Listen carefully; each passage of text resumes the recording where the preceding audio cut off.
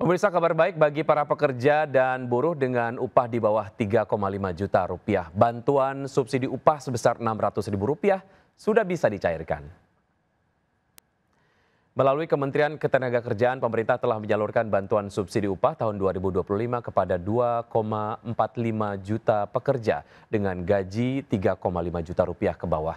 Menteri Ketenagakerjaan Yasirli menyampaikan BSU ditujukan untuk membantu daya beli pekerja bergaji rendah.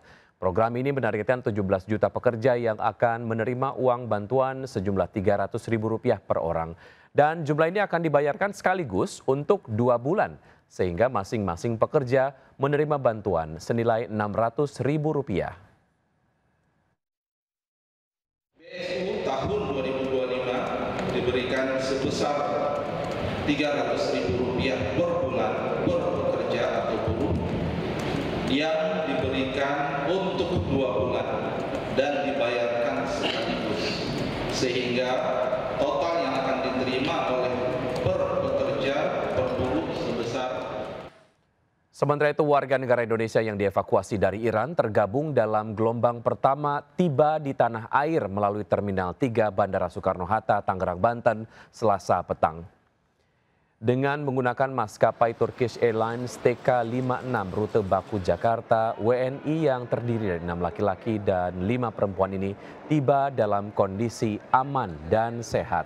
Sementara itu 11 WNI yang terdiri dari pelajar dan pekerja migran tersebut juga merupakan bagian dari total 386 warga Indonesia yang terdaftar di KBRI Teheran.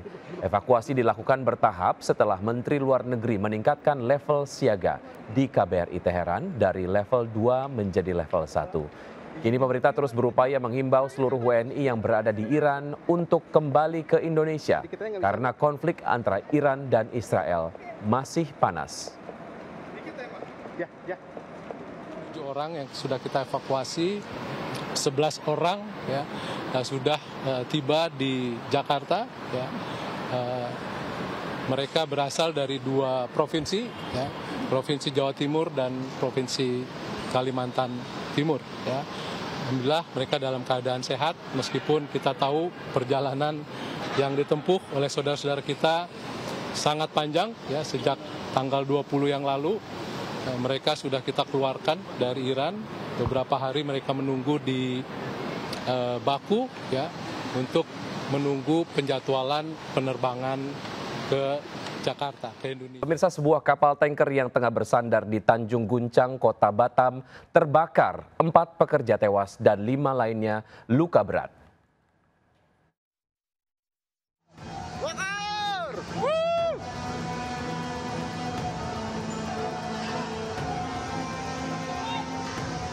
Asap tebal dan kobaran api disertai suara ledakan keras mengagetkan ratusan pekerja di galangan kapal PT ASL CPR di Tanjung Guncang, Kota Batam, Kepulauan Riau. Saat peristiwa terjadi, kapal tanker MT Federal 2 sedang dalam perbaikan. Menurut saksi, api pertama kali muncul saat pekerja melakukan perbaikan di dalam tangki kapal. Namun tiba-tiba terjadi percikan api.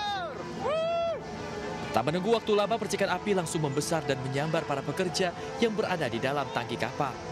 Kapal tersebut merupakan kapal berjenis kapal tanker, jadi sedang ada perbaikan di dalam tangkinya dan disitulah muncul kebakarannya.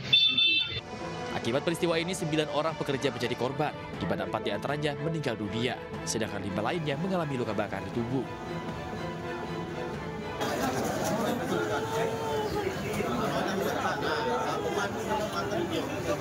Dari Batam, Kepulauan Riau, Gusti Enosa, A-News melaporkan. Lepas kendali saat melintasi jalanan menurun, sebuah mobil nyungsep di atap rumah warga yang berada di bawah lereng. Penghuni rumah syok saat mendengar bunyi benturan keras.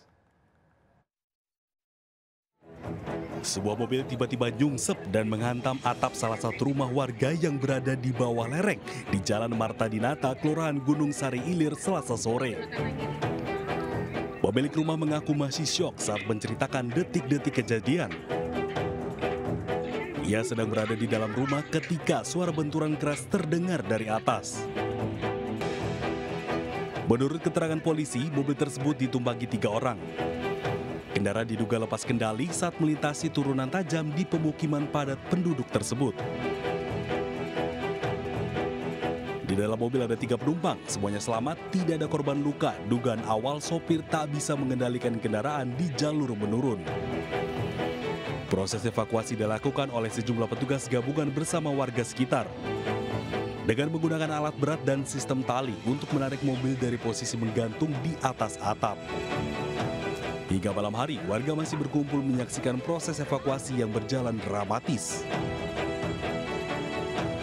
Dari Balikpapan, Kalimantan Timur, Mukmin Aziz, iNews melaporkan. Pemirsa, Gubernur Jawa Barat Deddy Mulyadi tersiram air saat menghadiri sebuah acara di Bekasi, Jawa Barat. Pelaku mengaku tak sengaja melakukan tindakan tersebut karena panik melihat seorang anak tergejat.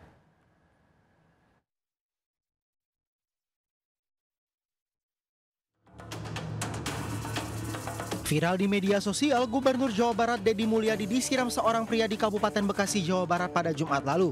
KDM disiram sebanyak 3 kali sebelum naik panggung saat menghadiri acara Abdi Nagri Ngajang Kawarga di Desa Wanasari, Cibitung, Kabupaten Bekasi, Jawa Barat. Aksi ini pun mengejutkan banyak orang hingga membuat suasana tegang sejenak. Berdasarkan pemeriksaan petugas, peristiwa itu bukanlah bentuk penyerangan terhadap KDM, namun pelaku panik karena melihat seorang anak tergencet di tengah kerumunan massa. Pasca kejadian, melalui media sosialnya Deddy Mulyadi membagikan momen pertemuannya dengan pelaku penyiraman. Pelaku pun menjelaskan alasan melakukan tindakan penyiraman dan meminta maaf kepada KDM. Iya, saya di depan istri saya, ini saya pegang botol. Iya, istri saya mau begini, lagi ngambilin kamera, bapak datang tuh. Kata saya, tolong. Itu anak kegenjat udah sampai. Ya, kegenjat anak siapa? Anak orang, Pak. Jadi saya mau bantuin, nggak bisa. Saya minta tolong, jangan sampai itu udah payah tuh, udah payah tuh anak sama emaknya. Terlalu banyak. Iya, nah terus kan itu besi kayak gini nih, meletot kan itu ada bocah kecil kayak gitu, dicabut. Nah, saya minta tolong, nggak di ini, jadi akhirnya saya ngambilin ini aqua, buka botol gitu-gitu. Pak, tolong Pak. Terkait peristiwa itu, KDM tidak mengetahui jika ada yang menyiramkan air. Selain itu, Deddy juga mengaku tidak mempermasalahkan kejadian penyiraman itu. Pengadilan Negeri Jakarta Selatan menggelar sidang dakwaan Nikita Mirzani atas kasus dugaan pemerasan dan pengancaman terhadap bos perawatan kulit atau skincare. Usai sidang, Nikita Mirzani emosi saat hendak berbicara di depan awak media.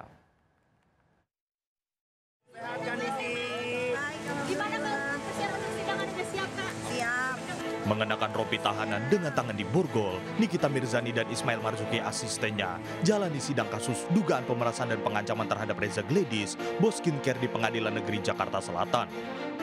Saya mau ngomong. Ya, Mi, gimana, Mi? Bapak Hasto aja dibolehkan ngomong sama warga. Boleh. Kalian kalau nggak ada apa-apa nggak usah takut. Iya. Santai. Kepada Bapak Presiden Republik Indonesia, Bapak Prabowo yang terhormat, tolong hukum di negara kita, di Indonesia yang tercinta ini benar-benar diluruskan, bukan diatensi dengan kekuasaan, sehingga tidak lagi memilih mana yang benar dan salah. Saya telah menyelamatkan banyak muka orang Indonesia, saya telah menyelamatkan muka banyak orang karena produk yang berbahaya dan overklaim. Namun penyidik hingga JPU bukannya mendalami atas produk tersebut, malah saya yang ditahan. Kasus bermula saat Nikita Mirzani diduga menjelek-jelekan produk perawatan kulit atau skincare milik Dr. GP, serta diduga melakukan pemerasan hingga miliaran rupiah. Sidang akan dilanjutkan pekan depan dengan agenda eksepsi yang akan disampaikan oleh Nikita Mirzani. Dari Jakarta, Rizky Falufi, iNews melaporkan.